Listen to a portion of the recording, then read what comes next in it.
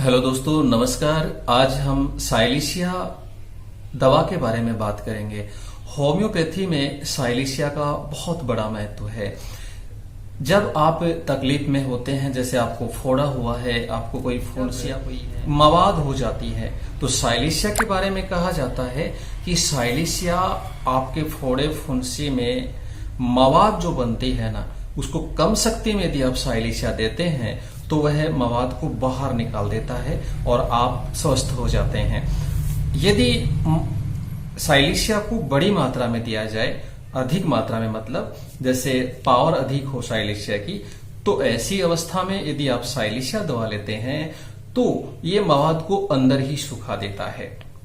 कई बार आपके साथ ऐसा होता है, यदि कोई पेशेंट ये बोलता है कि जब से पांव का पसीना आना बंद हुआ है तब से मुझे कई तकलीफ हो गई है, इसमें शिथिलता आ जाती है, जैसे मानसिक शिथिलता भी होती है इसमें, लेकिन ये रोग सारे तब बढ़ते हैं जब आपके पांव का पसीना आता है और वो रुक गया हो, तो ये शिथिलता बढ़ जाती है। तो ऐसा कहीं पर लगता है कि पांव का पसीना रुकने से और ये शिथिलता बढ़ी है या और रोग बढ़े हैं, तो साइलिशिया का ध्यान करना चाहिए।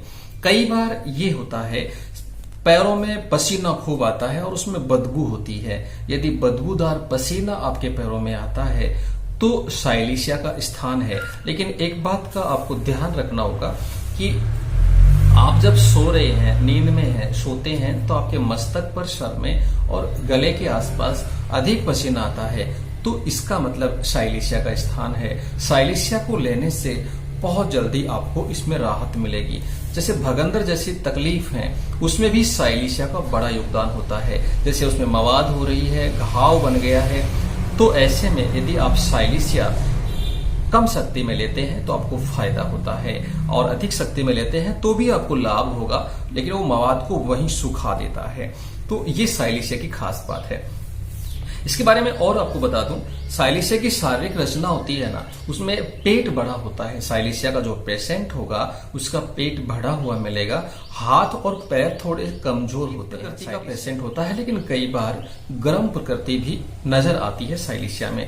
मानसिक लक्षण की बात करें साइलिशिया में, तो साइलिशिया का पेशेंट थोड़ा डरपोक होता है और उसे अपने आप पर थोड़ा भरोसा नहीं होता। कोई भी काम करता है तो उसे विश्वास नहीं रहता, लेकिन जब किसी कार्य को वो अपने हाथ में ले लेता है ना, तो उसके बाद जिम्मेदारी से उसे पूरा कर देता है। ये साइलिशिया के पेशेंट में खास जो मवाद है वो धीरे धीरे बनते रहना, इसमें एक खास बात है। जैसे कोई घाव हो गया है, उसमें मवाद है, वो धीरे धीरे बनते, संबंधित कोई भी तकलीफ है, उसमें यदि आप साइलिशिया दवा का प्रयोग करते हैं और साइलिशिया में भी कम शक्ति का प्रयोग करते हैं, तो आपके उस फोड़े से, फुंसी से जो मवाद बना है बाहर हो जाएगा।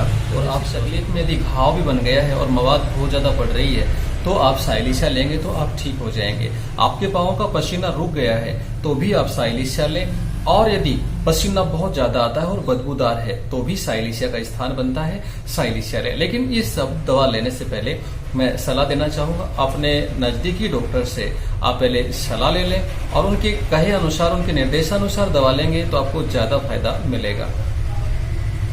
साइलिशिया में एक चीज और ध्यान रखनी है कि ठंड से रोगी को तकलीफ बढ़ती है। जैसे सर को नंगा रख लिया, नंगा रखकर सो गए सर्दी के मौसम में और सर में ठंड लग रही है, तो आपकी तकलीफ बढ़ सकती है। इसी प्रकार ठंडे पानी से नहाने से भी तकलीफ बढ़ती है, ठंडी हवा लगने से, ठंडे झोंके लगने से। हाँ, गर्म कमरे में साइलिशिया के पेशेंट को आराम मिलता है। तो इन बातों का आप ध्यान रखिएगा। ये थी आज की साइलिशिया से संबंधित जानकारियां।